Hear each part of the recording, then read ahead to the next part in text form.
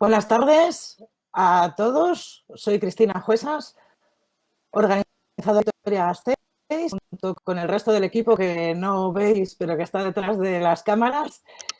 Hemos pensado que con motivo de la pandemia que estamos sufriendo a nivel global, era una buena idea realizar una serie de entrevistas en directo y por eso estamos hoy aquí.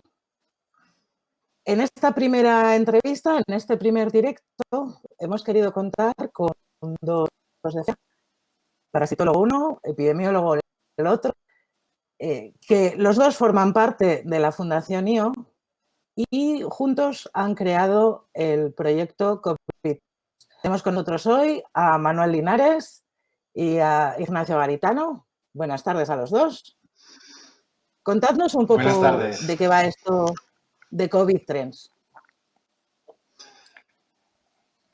Manolo. Pues Nacho, yo creo que el que tuvo el sueño fuiste tú, o sea que... Pues efectivamente, una noche que más bien no podía dormir, dándole vueltas después de estar trabajando con pacientes, dije, pero ¿por qué nadie sabe cuántos enfermos hay? Sabemos que hay muchos más de los que testamos y había que hacer algo para averiguarlo. Y qué mejor que preparar a la gente. Se me ocurrió la idea de diseñar un cuestionario y preguntar a la gente a ver si ha tenido los síntomas de la enfermedad. Había que pensar la manera de diseminarlo, de darle mucha publicidad, ¿no? Y bueno, por otro lado era algo que había que hacer rápido, porque las epidemias van muy rápido. Y entonces consulté con gente, entre ellos, por supuesto, de los primerísimos, Manuel Linares, y le hice hacer rápido. Y primero, esto se puede hacer, y si se puede hacer rápido. Y como la respuesta fue que sí, pues ahora os contará él un poquito cómo siguió la historia. Pues eso fue realmente cuando sospechas que está pasando algo, que realmente la falta de medios, de test diagnósticos en este caso, pues es lo que nos llevó un poco a esa iniciativa. Yo creo que lo que nos diferencia de ser una organización grande, que se mueva lento, pues somos una organización pequeñita, somos una ONG que nos dedicamos a las enfermedades infecciosas y realmente pues nuestra fortaleza es que tenemos muchos contactos. Entonces planteamos un cuestionario muy simple, que llegara a mucha gente para saber un poco los síntomas que tenía esa gente. Entonces, si eso lo geolocalizas y sacas tendencias, pues puedes tener un mapa de calor de lo que está pasando en este momento en el país. En este caso, el primer lanzamiento ha sido España, pero realmente un poco el cuestionario funcionaría en cualquier lado. Imaginaros África, imaginaros sitios donde la iniciación, pues que no hay test, que es muy difícil llegar, pues es una forma fácil, barata, accesible y rápida de tener información al instante, ¿no? Hablamos del cuestionario dando por hecho que todo el mundo que nos está viendo conoce de qué estamos hablando, pero quizás no conozcan tanto de qué estamos hablando. Alguna de las preguntas que nos ha ido llegando a lo largo de la semana pues tiene relación evidentemente con este formulario. Nos preguntan qué tal está funcionando, cuántas respuestas se han obtenido, ¿está habiendo ya resultados? Pues voy a contestar yo. Sí que la respuesta ha sido increíble. Digamos que en las primeras 24 horas habíamos llegado a casi 250.000 personas. Es decir, que eso es como sacar una foto de España de un 0,5% de nuestra población. Y el número de cuestionarios, pues evidentemente no ha tenido ese impulso después, pero estamos ahora casi en 400.000 respuestas. Y cuando se hace una encuesta de, por ejemplo, de intención de voto, se llega a un 0,1% de la población y se da como válido, los datos que tenemos en este momento son significativos en muchas regiones de nuestro país. De hecho, ya tenemos alguna publicación en marcha dando datos relevantes un poco de lo que ha pasado y de ese número que todo el mundo postula, pero que realmente nadie sabe a ciencia cierta. Nosotros sí que tenemos datos de gente que ha contestado con síntomas, ¿no? Es decir, que realmente es lo que nos diferencia de un modelo matemático, es realmente que tenemos población que ha contestado pues, al cuestionario.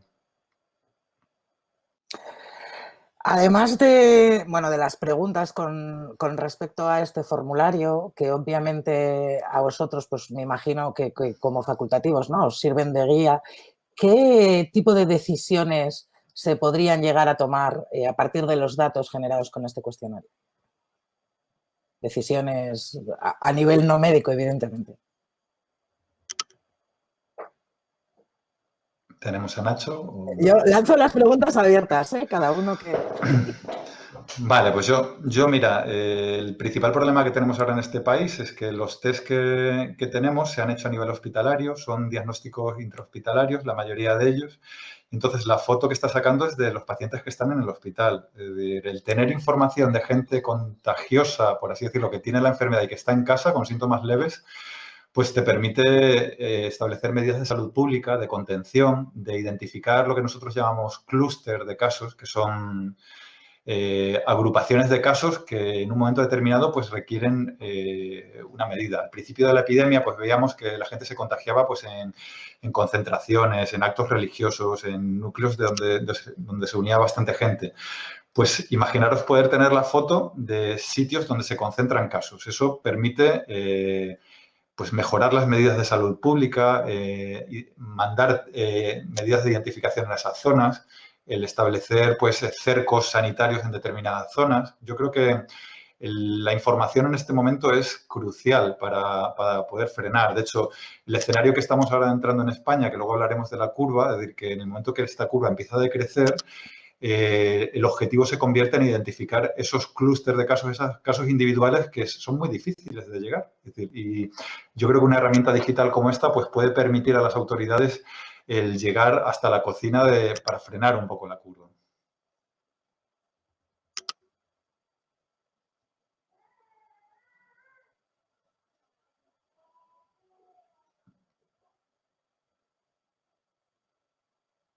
No sé si Nacho quiere contestar algo o añadir algo.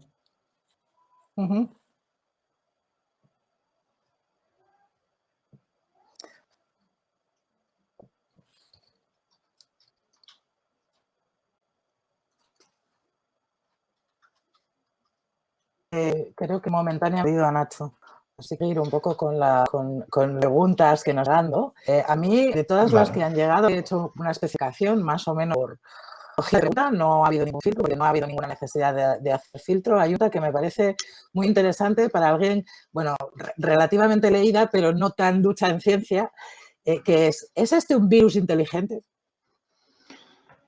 Pues es una buena pregunta. Yo creo que todos los virus son inteligentes, ¿no? Un microorganismo que es más pequeño que una bacteria, que estamos hablando de una cosa pues, que ni siquiera se puede ver con un microscopio óptico de los que usamos. Es decir, un ser vivo en la mínima capacidad, pues claro que es inteligente y probablemente en eso se basa lo que está sucediendo, ¿no? Dicen que un buen microorganismo es cuando vive con su huésped y no lo mata, ¿no? Realmente estamos viendo un microorganismo que vive con nosotros, que la tasa de letalidad, es decir, la gente que muere de esto realmente va a ser baja porque se está estimando en torno a un 0,3, un 0,4% de los afectados, que realmente si lo comparas con un virus como el ébola, que tiene una tasa de letalidad por encima del 30 o el 40%, pues realmente es un virus muy inteligente. Es decir, este virus yo creo que ha venido para quedarse en cierta medida con nosotros, para que dentro de unos años pues podamos hablar de que ese coronavirus que creó la pandemia del 2020 pues se ha convertido en un virus más atenuado que ha provocado, bueno, que ha venido para quedarse. Por supuesto que es inteligente. Un trocito de RNA que haya provocado todo esto, pues yo creo que no hay que subestimar nunca el poder de los microorganismos, ¿no? Nacho, ¿tienes algo que añadir aquí? A mí me llama la atención, ahora que hablabas de la tasa de letalidad en torno al 0,3%, porque claro, los datos oficiales con los que nos manejamos todos, pues son que hoy mismo, después de los 6.120 casos nuevos, tenemos 110.238 casos en total, de los cuales el total de muertes hoy se ha situado por primera vez, bueno, por encima de 10.000 personas y evidentemente esto nos da un porcentaje mucho mayor. Entonces, me gustaría que explicarais esta diferencia, por qué existe y si creéis que tendrá solución y que finalmente los datos serán reales. Es decir, ¿nos estamos manejando con datos reales o todos estamos manejándonos con datos que no son ciertos? Yo diría que para empezar todo el mundo sabe, el que entiende de enfermedades infecciosas, y sabe que hay muchos más enfermos de los que diagnosticamos. Eso está clarísimo. Esto es un iceberg, es la punta del iceberg la que conocemos, pero donde ya no nos ponemos tan de acuerdo es la parte oculta, cuántos casos hay en la calle, en sus casas, etcétera. Cuántos casos no están siendo diagnosticados. Entonces, nuestra herramienta ha conseguido aproximar allá donde tenemos buenos datos, como puede ser, por ejemplo, Euskadi o la provincia de Álava, pues sabiendo que nos quedamos cortos, podemos categóricamente decir que al menos hay 6, 7 veces más casos de los que se están diagnosticando. Y digo que nos podemos quedar cortos porque tenemos datos de un 12% de la población, es decir, el 88% restante no sabemos nada. Y por otro lado, nosotros estamos usando una pregunta que es la misma que hace el Ministerio. Es decir, ¿has tenido un fiebre, has tenido tos o has tenido dificultad respiratoria? Pero también sabemos a día de hoy que hay otros síntomas que también está produciendo este virus, como puede ser la falta de olfato, la falta de gusto, y eso no está incluido en mi cuestionario. Sabemos que nos estamos dejando algunos casos y aún así podemos decir que 6, 7 veces más mínimo. Que no es... Hay una cosa interesante, es decir, si tuviéramos que sacar ahora mismo, pudiéramos hacer un test diagnóstico a toda la población española, es decir, la pregunta que lanzo es ¿cuántos casos tendríamos en España? ¿No? Es decir, hay alguna estimación que habla de 2 millones de casos en España. ¿Podría ser? Pues sí, porque hay muchísima gente asintomática. Entre el 80 y el 85% de las personas pasan esta enfermedad con sintomatología leve o anodina, es decir, que no sienten nada. Y esa población es un poco la de riesgo, ¿no? Es decir, no tenemos la posibilidad de tener test rápido para todo el mundo, pero sí tenemos la posibilidad de preguntar a todo el mundo cómo se siente y qué síntomas tiene. Y hoy, utilizando las nuevas tecnologías, las redes sociales, es decir, igual que contestamos un cuestionario de otra cosa, pues qué mejor que utilizar una tecnología para decir, oye, pues yo me siento así, porque eso me da un mapa de la situación. No, aunque no tenga la carencia de medios, la suplimos con, pues bueno, con interrogatorios, con el anamnesis que decimos los médicos, el análisis un poco de los síntomas, ¿no?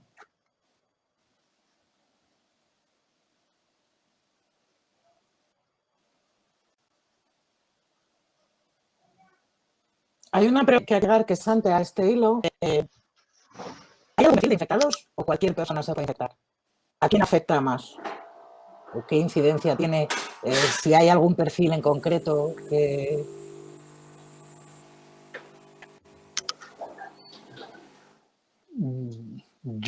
Claro, nosotros No sé si solo me vemos oigo. a la gente que está enferma. Sí.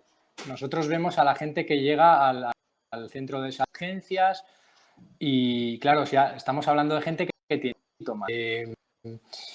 También fallece más gente mayor, es decir, cuando analizan las tasas de letalidad, dicen, no, es que esto pues es la muerte en el 20% de la gente mayor de 80 años. Entonces, ¿está afectando más a la gente mayor de 80 años? Probablemente no. Lo que pasa es que está afectando de una manera mucho más cruda, mucho más letal, ¿no? O en cuanto a la incidencia, no lo sabemos. Quizás todos los niños estén en infección. Yo no tengo datos de niños, no lo sé. A ver qué opina Manuel.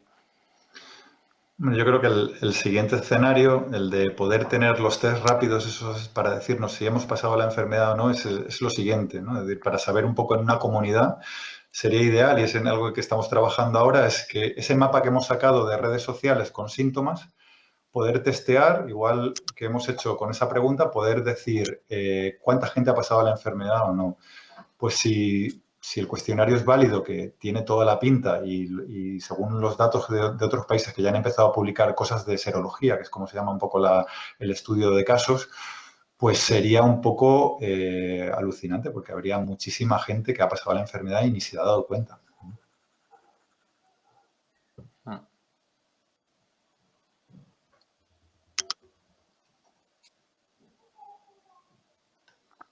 ¿Hemos perdido a Cristina? No.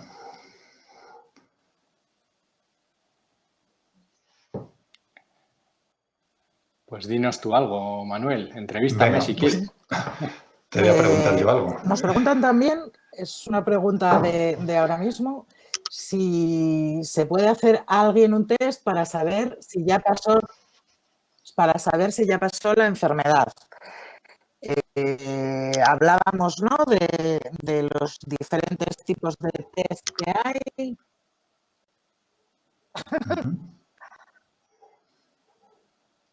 Vale, Nacho, dale tú. Bueno, tenemos, yo no soy microbiólogo, pero tenemos, básicamente hay dos tipos de test. Un test que detecta el propio microorganismo y entonces si se lo haces a una persona que tiene síntomas, pues estás interpretando que está enfermo. Están preguntando online si una persona que cree que pasó el virus en enero, que si se puede hacer un test para saber si ya tiene anticuerpos y puede salir a la calle con tranquilidad o no. A ver, ese test existe. Ese test detecta las defensas que tú has desarrollado de manera, digamos, en unas semanas contra una enfermedad. Entonces, ese test existe, pero no se está aplicando de manera sistemática a la población. De todas formas, esos test también son un poco más flojos en cuanto a la validez que tienen. Eso es un poco lo que te puedo contar. Existir existen. De hecho, ahora el mercado mundial, la gran apuesta tecnológica en este momento es producir test para todo el mundo, ¿no? Es decir, cuanto más test, ahí tenéis el caso de Corea, ¿no? Corea es un país que si veis la gráfica, pues dices, ¿qué ha hecho esta gente, ¿no? La gráfica de Corea es casi plana. Es decir, han tenido unos casos iniciales muy elevados, pero realmente su gráfica es completamente plana. No sé, sí. Está como la imagen descoordinada de la voz. Estoy un poco perdida. ¿Hay personas que normalmente o naturalmente no cogen el virus? ¿O hay gente?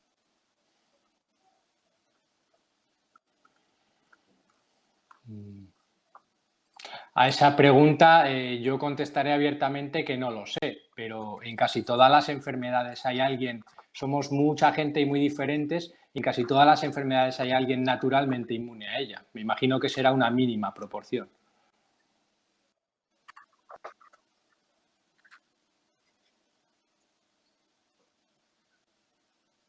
Completamente de acuerdo.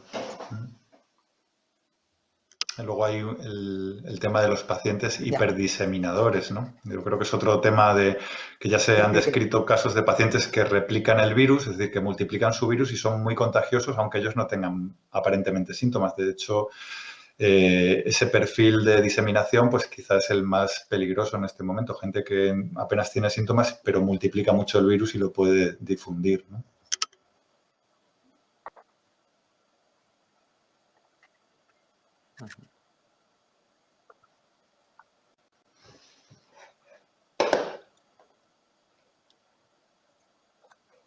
Pues yo te voy a hacer una pregunta a ti, Nacho.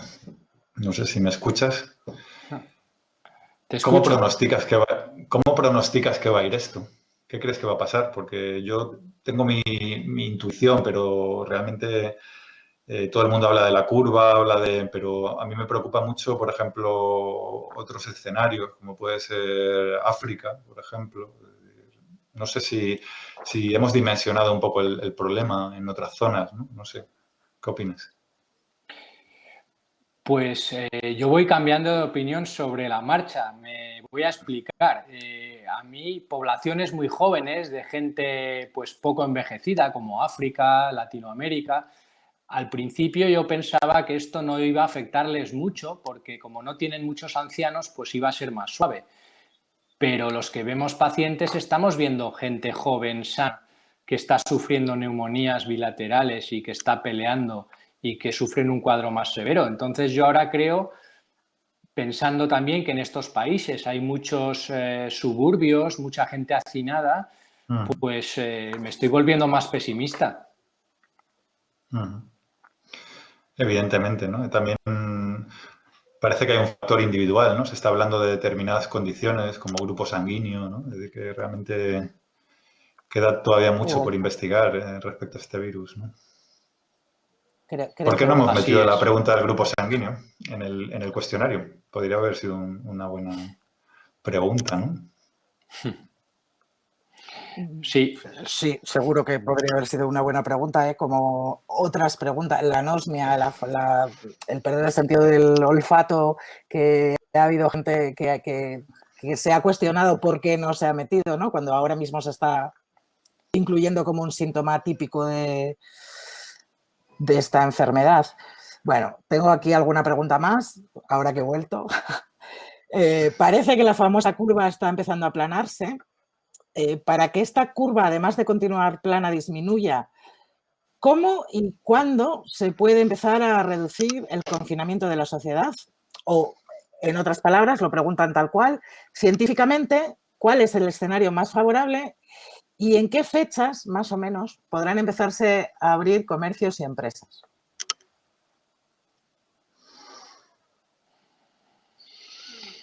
Esto es un poco Sabiendo complicado. que no sois Aramis Fuster, ninguno de los dos.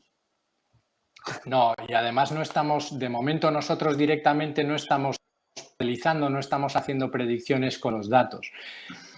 Vamos con los datos oficiales. Lo que está claro es que una enfermedad infecciosa se ceba en la gente que no tiene defensas. Cuanto más gente se haya contagiado, menos se queda por contagiar. Entonces esto tiene un límite y tiene un fin. El microorganismo no va a seguir encontrando siempre a alguien a quien contagiar. Si además de la evolución natural de la enfermedad nosotros nos quedamos en casa y no dejamos que nos contagien ni contagiamos, aceleramos este proceso. Por un lado, estas medidas tiene pinta de que son muy efectivas, pero por otro ser que es un sacrificio económico. Entonces es muy difícil valorar dónde está el punto intermedio. Ya. ¿Tienes alguna cosa que añadir aquí? Sí, a mí, mira, una cosa que me llevo planteando unos días, es decir, las medidas de confinamiento, como decía Ignacio, al final son, pues para la población un sacrificio enorme, ¿no? Realmente, fijaros, este escenario, estáis en casa todo el día, pues con lo que supone, ¿no? El estrés de estar encerrado en casa sin poder salir y realmente salís un día a comprar al supermercado. Y curiosamente os ponéis a hacer cola a metro y medio y resulta que ese día, pues por la razón que sea, pues esa distancia no está, lo pasa a alguien que en un momento determinado, es decir, toda la cuarentena que habéis hecho, en un momento determinado se puede ir al traste por un escenario, de que realmente esto es hablar de porcentajes, ¿no? El porcentaje de estar en casa pues reduce mucho el contagio, pero realmente luego hay otras excepciones. Es decir, hoy precisamente tenía, por ejemplo, un paciente que me decía que no había salido en 20 días de su casa y realmente solo en esos 20 días recibió una visita. Una visita fue suficiente para el contagio. Es decir, que realmente cuando nos ponemos estrictos con esto no es porque queramos ser, por así decirlo, como talibanes en el aspecto de, por favor, no. Es que realmente el contagio, bastase bajar la guardia un poquito para que realmente toda esa cuarentena no valga para nada. Por eso España es un país latino, vivimos en la calle, tenemos un poco unas costumbres distintas a otras zonas de Europa. El realizar una cuarentena en España que cumpla unos criterios, pues realmente va a ser eficaz, pero los porcentajes, a mi juicio, no son suficientes.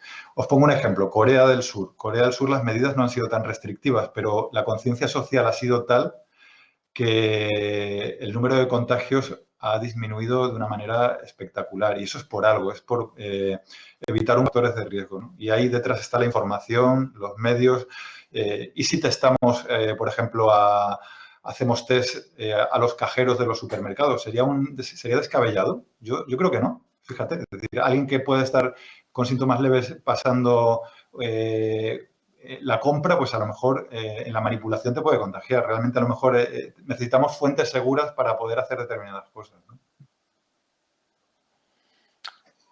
¿Creéis idea que vamos a un tú acabas de escenario, apuntar, pues, como por ejemplo el de... Sí. No, decía que esa idea de que ahora que se ha restringido mucho la gente que trabaja, pues quizás la gente que trabaja tenía que ser testada precisamente para que solo trabaje gente sana, ¿no?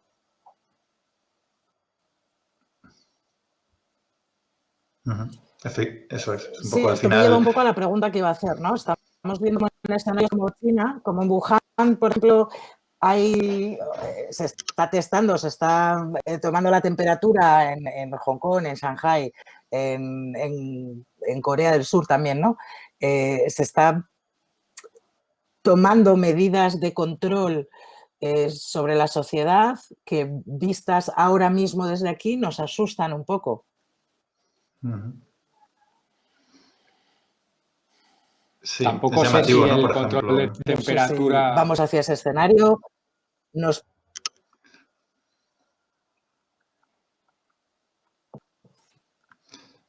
mirar, yo tengo una teoría, es decir, estamos hablando de un virus que llegó en diciembre del año pasado. Estamos 4 meses después con la enfermedad. Es decir, hoy ningún lugar del mundo dista de otro en avión más de 36 horas. Realmente el periodo de incubación de este virus, estamos hablando de 4 o 5 días, en el que tú puedes haberte contagiado, estar en el día 2 y no tener fiebre. Y puedes salir de Wuhan, en este caso, y en 36 horas estar en el otro extremo del mundo. Haber pasado controles térmicos de 6 aeropuertos y pasar indetectable. Es decir, la medición de temperatura se ha demostrado que no es una cosa eficaz. Es decir, es una cosa eficaz para cuando ya hay síntomas, pero en ese periodo de incubación es absurdo. Es decir, que realmente las medidas muchas veces que planteamos de control de temperatura no sirven para nada. Es decir, realmente lo que tenemos que hacer son medidas de contacto y en este caso de cuarentena, como se están haciendo. Es decir, yo creo que el escenario ha cambiado, ¿no? El escenario ha cambiado y las medidas deben ser otras. Y en este caso van por testar y testar.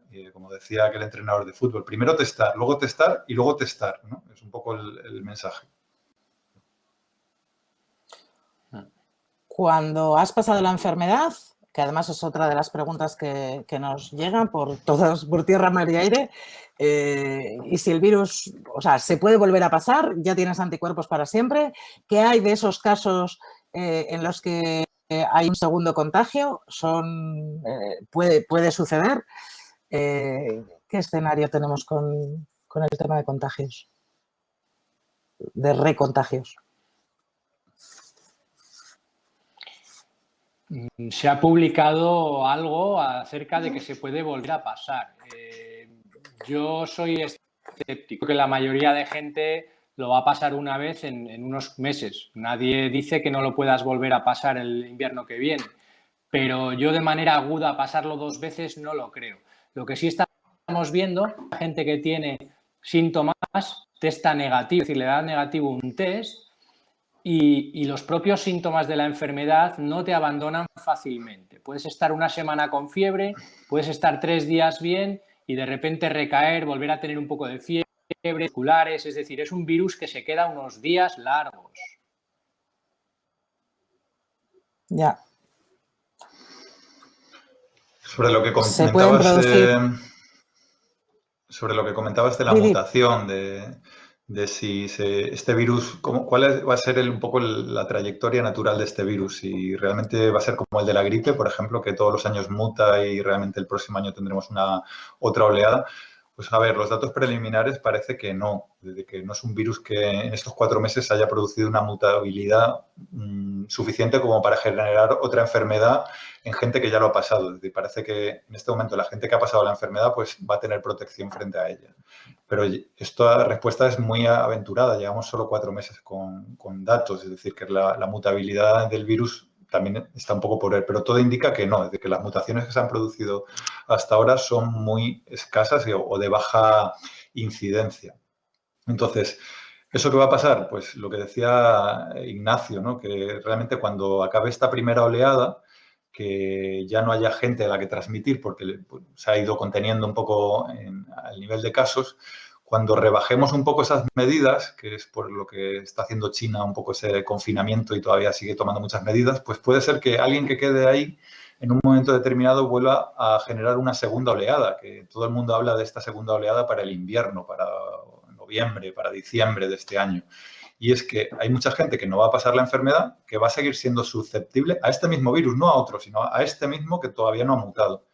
Y eso es algo que preocupa, porque evidentemente el virus va a seguir estando. Ojalá para noviembre, diciembre ya tengamos un tratamiento eficaz o una vacuna prevenga, pero realmente esa oleada segunda puede venir si realmente sigue habiendo reservorios, que todo indica que sí. Sí, había un comentario, una pregunta hace un momento, precisamente a este respecto, sobre si vosotros creéis que este virus o esta epidemia va a responder como ya lo han hecho en el pasado, ¿no? Se habla mucho estos días de la gripe del 18, que duró varios años, tuvo oleadas y al final el año con más mortalidad, de hecho, no fue el primero, sino el segundo. Si ahora, en cierto tiempo, pues empezaremos a salir poco a poco del confinamiento y luego nos tendremos que volver a confinar en octubre. No lo sabemos, pero a mí como Manuel, a mí me da miedo esa gente mayor de 60, 65, 70 años que lo ha hecho muy bien, que se ha quedado en casa, que no se ha contagiado. Me da mucho miedo que cuando todo pinte bien, pero quede algún portador del virus o algún enfermo, pues en la calle, haciendo vida normal, se contagien en otoño. A mí eso me da mucho respeto y me da pena porque igual la gente mayor tiene que seguir teniendo unas medidas potentes. Eso es un tema a analizar. Sí, mira, de hecho aquí ahora mismo hay una pregunta interesante que si soy población de riesgo y estoy aislada, ¿no podré volver a la calle nunca? Porque siempre va a haber alguien por ahí con la enfermedad. Es una pregunta que ronda mucho estos días, ¿no? Siempre hay alguien en nuestro entorno que tiene, bueno, pues riesgo superior a la media, ¿no? Sí, yo creo que socialmente va a cambiar algo. Esto, digamos, yo te voy a dar un titular, ¿no? Como has hablado de la gripe del 18, yo creo que ya tenemos un titular que es el coronavirus del 2020. Esto se va a recordar siempre, va a haber un antes y un después. Incluso nosotros como médicos, la forma de afrontar a los pacientes pues va a cambiar. Ha habido un antes y un después de este contagio. Y, a ver, tranquilizar. Yo creo que no se puede vivir con miedo. Realmente es lo que estábamos diciendo, el 85% de los casos son leves o asintomáticos, es decir, que solo hay un 15% que desarrollan pues, cuadros un poco más graves y, desgraciadamente, en gente mayor con patologías previas, pues son un poco la población un poco más afectada. Esa pregunta, que alguien con 65 años que va a tener que vivir, pues no, hombre, tampoco, yo creo que el escenario no va a ser ese, pero realmente sí que van a cambiar nuestras costumbres, ¿no? Yo me acuerdo hace unos años cuando veíamos a los japoneses que venían a visitarnos a España, que venían con mascarilla y nos reíamos, jaja, fíjate, y ahora nos pegamos por encontrar una mascarilla, ¿no? Es decir, que realmente yo creo que hay que ver esto con una perspectiva, ¿no? Estamos ante una gripe del 18. Eso es una realidad y eso hay que entenderlo. Que las oleadas pandémicas pues van a venir, pues habrá que verlo los próximos meses que pasa y trataremos de proteger. Hombre, no estamos en el 18, en el siglo pasado, estamos en el siglo XXI. El desarrollo de una vacuna es lento, pero probablemente en 9 meses o un año tengamos algo que nos defienda frente a esto.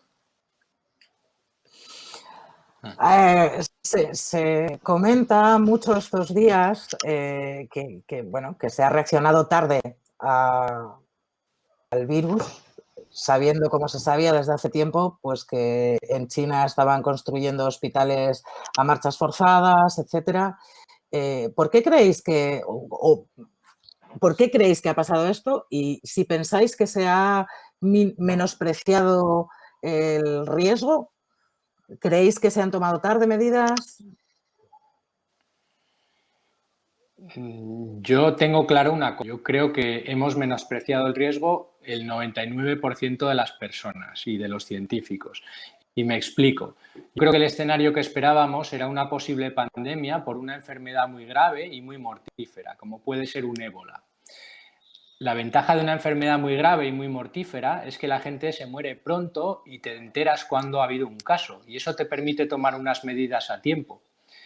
Nosotros estábamos esperando a Goliat y nos ha venido David, pero nos ha venido David con sus 100.000 millones de primos. Nos ha venido un catarro leve que ha entrado en nuestras casas sin darnos cuenta y resulta que no era tan leve para una pequeña franja de la población. Pero estábamos esperando cosa y nos íbamos a defender de otra cosa. Y como bien ha apuntado antes Manuel, la gente que ha pasado 1000 controles de temperatura en 1000 aeropuertos, con 4 o 5 estornudos o con 5 tosidos, ha contagiado a 3 personas más, allá donde ha ido. Y ese es el problema que nos hemos encontrado. Ujú. ¿Qué opinas tú, Totalmente de Manuel? acuerdo. Pues yo tengo una... A ver, yo me encuentro raro porque, a ver, yo me dedico un poco a esto. Tenemos un proyecto que se llama viajarseguro.org que controlamos un poco los brotes que surgen. Y me acuerdo perfectamente de ese 8 de diciembre donde me llegó un correo de alguien en China diciendo que habían identificado unas neumonías raras. Entonces, en ese momento lo menosprecias, es decir, realmente de ese 8 de diciembre al 31 de diciembre y hasta que la OMS el 7 de enero pues dio parte de lo que estaba pasando, realmente pues lo identificas, incluso como microbiólogo, dices, ah, mira, una cosa, sobre todo que tenemos antecedentes recientes del MERS, del SARS, cosas un poco en este sentido, de otros virus pues potencialmente pandémicos o muy agresivos. Y realmente lo que me sorprende es que desde enero hasta que ha llegado la enfermedad a nuestro país, a España, la frase más repetida ha sido, esto es como una gripe, esto es como una gripe. Es decir, realmente creo que han fallado las vías de comunicación, es decir, estamos en el siglo XXI y la información que ha ido llegando no se ajusta a lo que es esto. Realmente recuerdo una visita de la OMS a la zona cero, recuerdo una rueda de prensa, todo el mundo lleno de mascarillas y medios y realmente estamos hablando de finales de enero, es decir, que de hecho la OMS tardó en decir que esto es una pandemia, ha tardado un poco yo creo, he echado en falta un poco información real sobre lo que estaba pasando. Es decir, teníamos información en todo momento. El virus se secuenció genéticamente en la segunda semana de enero, es decir, pero realmente, si a mí me dicen que, por ejemplo, hoy en España han muerto 950 personas por este virus, si esto me lo dicen en enero no me lo creo, no me lo creo. Realmente a mí me ha faltado, no sé, un canal de información que me haya hecho asumir la potencialidad del asunto. Bueno, al final yo creo que eso es un problema, es el problema que estáis teniendo, ¿no? Los profesionales de la sanidad para poder precisamente atajar la pandemia en igualdad de condiciones en todos los países, más o menos. Vamos a seguir con preguntas, yo las he catalogado como técnicas, o sea que necesito que las aterricéis un poquito al lenguaje para que lo entienda todo el mundo. Y una se refiere al tipo de medicación que se está utilizando para tratar a los enfermos. ¿Qué medicación se está utilizando? ¿Está habiendo ya medicación efectiva? Bueno, digamos que se están utilizando medicamentos que se utilizan para otras cosas. En concreto, se están utilizando antirretrovirales que se utilizan para el VIH junto con un medicamento que se utiliza para el lupus eritematoso o para prevenir la malaria. También hay algún ensayo clínico de algún antirretroviral más específico, que incluso se ha utilizado para el ébola. Pero a día de hoy no hay evidencia de que estos medicamentos estén sirviendo claramente para mejorar a los enfermos. Se piensa que sí, pero esto hay que demostrarlo con estudios que están en curso, por supuesto. Ya. A mí en este tema del acceso a estos nuevos tratamientos me preocupa un poco la inequidad. Es decir, realmente son tratamientos que no son baratos en la mayoría de ellos, que no son accesibles a todo el mundo, que realmente, como decía Ignacio, no está demostrada su efectividad, pero realmente es lo que tenemos. Es decir, puede haber una inequidad de acceso a estos medicamentos, sobre todo a nivel mundial. Realmente el manejo del paciente con coronavirus grave que tiene una neumonía y que requiere una UBI, pues muchas veces las medidas de soporte son tan efectivas un poco como exponernos un poco a estos tratamientos. Realmente la supervivencia de un paciente grave de coronavirus va a depender muchísimo de la asistencia médica que tenga. Por eso somos tan pesados en que haya camas de UBI para todo el mundo, ¿no? Pero claro, cuando te planteas el escenario mundial, pues esto es un drama. Es un drama porque las camas de UBI, ya me dirás, en África, pues el acceso a respiradores o realmente me preocupa mucho esta enfermedad porque es una enfermedad yo la llamo la enfermedad de la soledad porque te aíslan, te en cuarentena, te pones malo y encima no te puede visitar la gente y no puedes. Y luego de la inequidad, es decir, que realmente hay un montón de gente que no va a tener acceso a una UBI, que no va a tener acceso a unos tratamientos, por así decirlo, aunque no se haya demostrado, pero es un poco lo que estamos poniendo. Eso en cuanto al tratamiento. No sé si he reflejado un poco mi preocupación. Hay una pregunta que viene muy al caso, además de lo que hablas de inequidad, y es en cuanto a la vacuna, que ya se está investigando, por lo que podemos leer en prensa, ¿será una vacuna gratis para todos o habrá una guerra de precios como está pasando ahora con las mascarillas? Yo estoy convencido de que... No, sí, yo estoy convencido que si hay algo va a ser algo gratuito o muy barato. Y me voy a explicar. Las empresas, cuando fabrican vacunas, rara vez ganan mucho dinero. Es difícil. Es una industria que deja poco margen, el de las vacunas. Con lo cual, yo creo que el esfuerzo va a ser apoyado por las instituciones internacionales y yo creo que es probable que llegue para todos.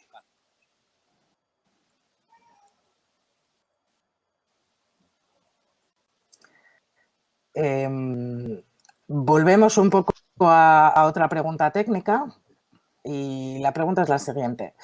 Bueno, sobre el periodo de infectividad, había un gráfico que determinaba, dependiendo si la desarrollabas con síntomas, sin síntomas, etcétera, que tenías un determinado periodo de infectividad, es decir, en el tiempo durante el cual tú puedes contagiar a otras personas.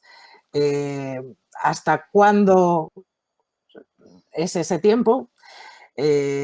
¿Hasta cuándo la cuarentena de las personas que estén alrededor de esa persona que está infectada? Si no se hace test para todo el mundo, 14 días del inicio de los síntomas o desde la finalización de los síntomas, ¿no? Como decís, que no está claro cuándo es el principio y el fin, que hay gente que tiene fiebre 3 días, luego 3 días no, luego vuelve a tener algo. Pues mira, a mí aquí me gustaría contar una cosa de este virus que es particular, ¿no? ¿Os acordáis del famoso SARS? Pues ese es un primo hermano del COVID-19. De hecho, este se llama SARS-2, un poco por eso. Y es un virus que se multiplicaba en esta zona de aquí, ¿vale? En los pulmones.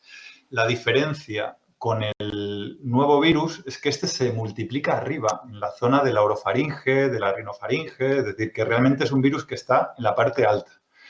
Y eso hace pues que esas gotitas que echamos cuando hablamos pues contagien. Y por eso es mucho más contagioso. Eso es lo primero, tiene un nivel de contagiosidad mucho más elevado que sus primos hermanos, ¿no? El SARS o el MERS.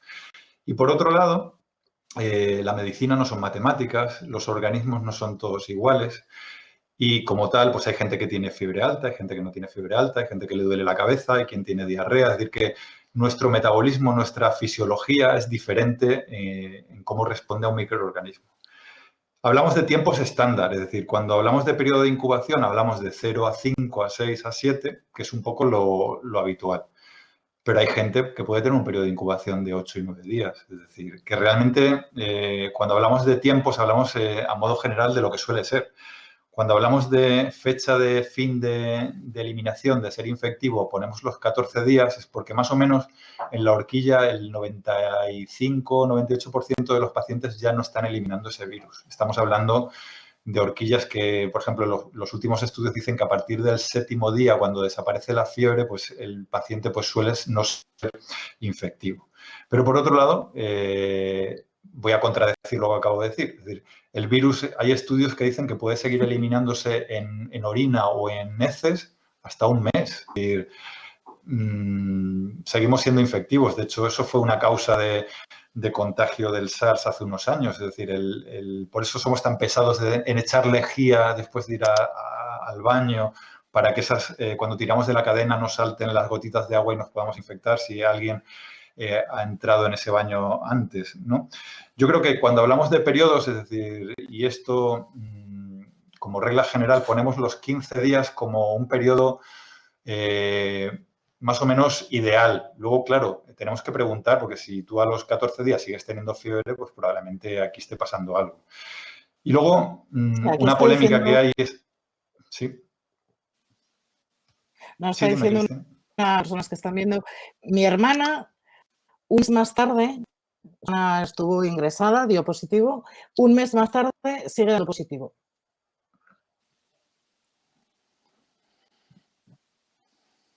Vamos, no es una pregunta, pero creo que, Sí, es que un poco apoya un poco lo que estabais diciendo, ¿no? Que cada uno... lo que os decía, ¿no? La técnica que utilizamos de diagnóstico en este momento es biología molecular, para que os entendáis. Se coge un trocito muy pequeño del RNA del virus y se amplifica para ver si está o no está.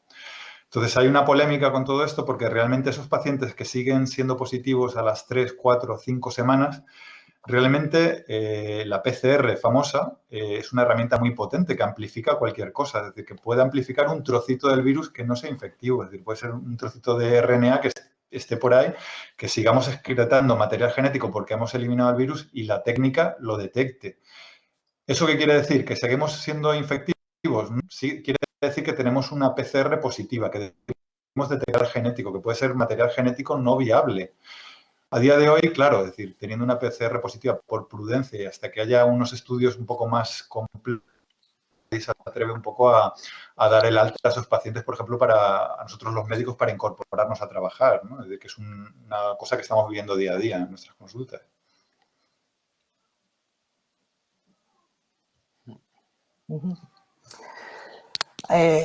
¿Hay algo cierto en que la vitamina D o algún tipo de alimentación en especial protege contra el contagio o contra la enfermedad? A mí no me consta que eso sea cierto.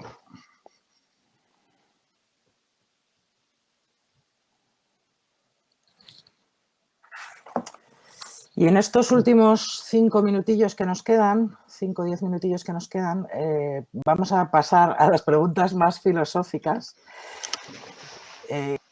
Algunas ya las habéis ido contestando, ¿no? A lo largo de esta casi hora. ¿Os parece que los virus son la amenaza del futuro?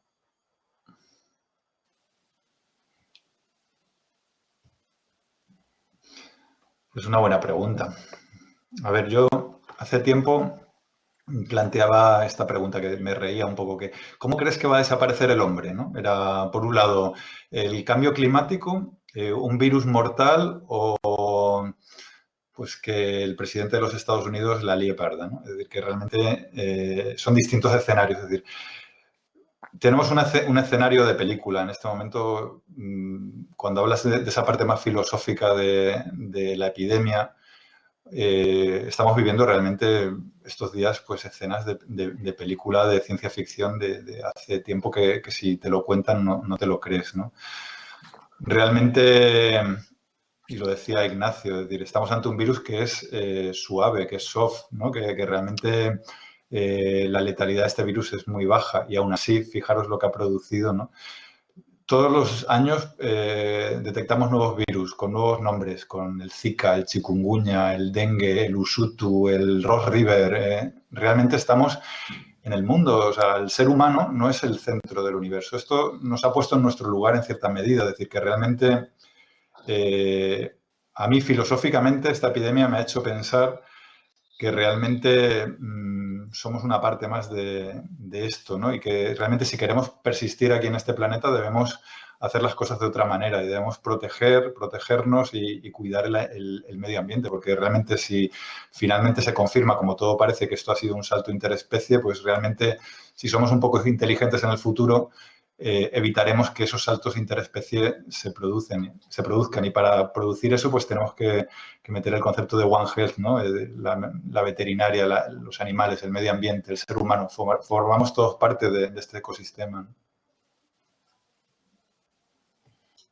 Sí, totalmente de acuerdo. Y luego hay que tener en cuenta una cosa. Las enfermedades golpean siempre mucho más a los pobres, que generalmente tienen que salir de su medio ambiente, invadir otros, cortar árboles, meterse en la selva, entran en contacto con otras especies y ahí se producen esas mutaciones de los virus, ¿no? Entonces, bueno, pues igualdad social, también es salud, sin ninguna duda. Y luego tampoco el ser rico te salva de nada. Lamentablemente vamos a ver un escenario apocalíptico probablemente en países ricos, como pueda ser Estados Unidos, Inglaterra. Está por ver el tema allí, ¿eh? Sí, bueno, de hecho las cifras que hay ahora mismo oficiales no son nada halagüeñas, desde luego en el caso de Estados Unidos, pero Inglaterra también sube día a día.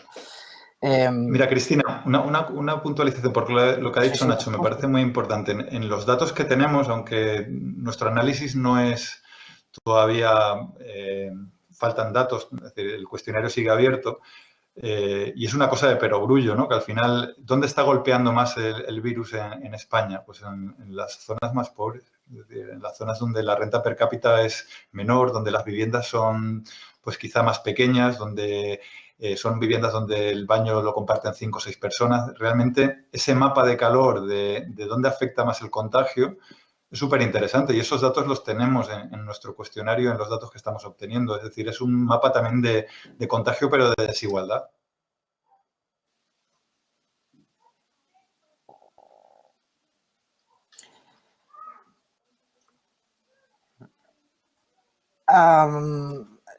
Yo creo que por ir cerrando nos quedan 5 minutos, con lo cual tenéis un par de minutos para cada uno para poder hacer como un poco a modo de conclusión. Yo creo la pregunta del millón sería ¿qué hemos aprendido de todo esto, ¿no? Si es que hemos aprendido algo que nos va a enseñar de cara al control final de esta pandemia que estamos viviendo ahora, pero sobre todo, ¿qué hemos hecho de cara al futuro que nos espera?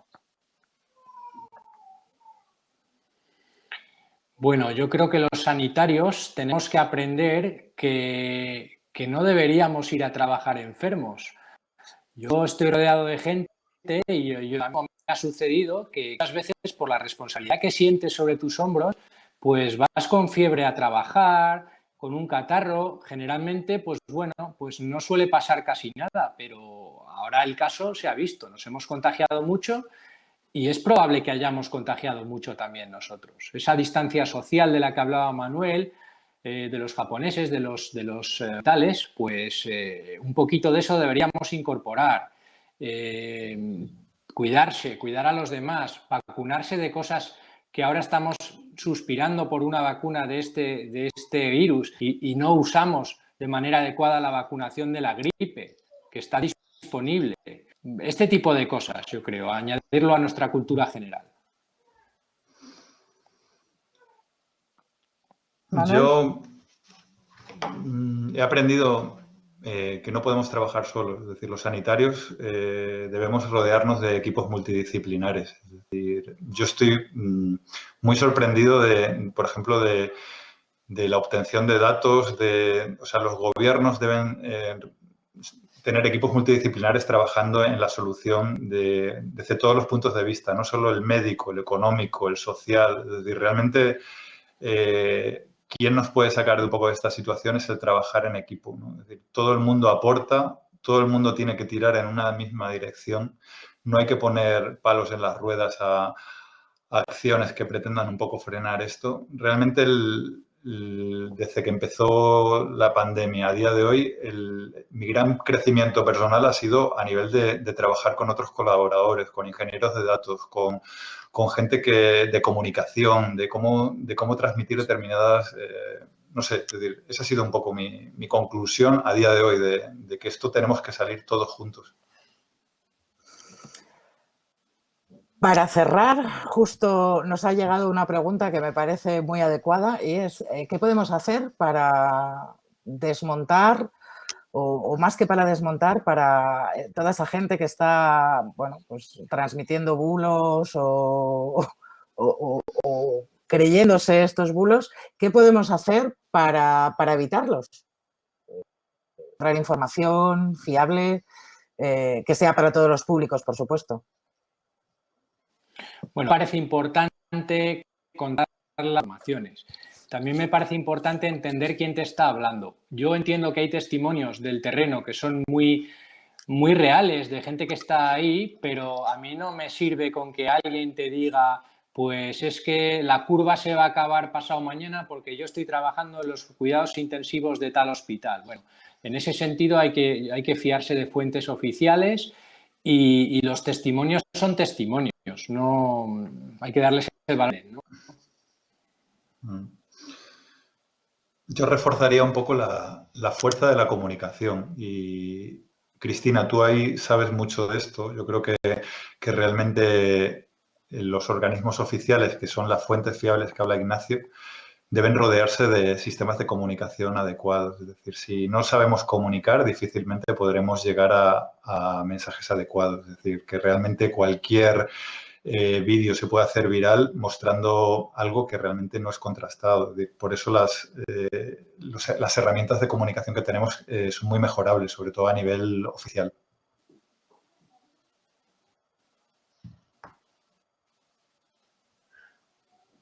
Pues muchas gracias, Manuel Linares. Muchas gracias, Ignacio Garitano, por vuestro tiempo, por vuestras palabras. Yo creo que habéis arrojado luz en este rato. Habrá que ver y ver y ver este vídeo una y otra vez cuando lo hayamos subido para volver a recuperar pues todas esas pistas que nos habéis dado. Yo creo que son importantes, no solo para nuestro entorno, para toda esta gente que ha estado conectada. Hemos llegado a tener picos de casi 70 personas y esperemos que la evolución en las próximas semanas sea favorable, desde luego. Quiero agradecer a todas las personas que habéis estado conectadas.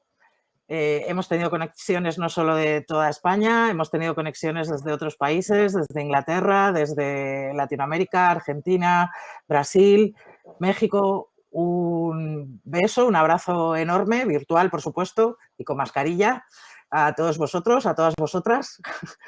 Que mucha suerte para lo que os viene estos días, estas semanas por delante.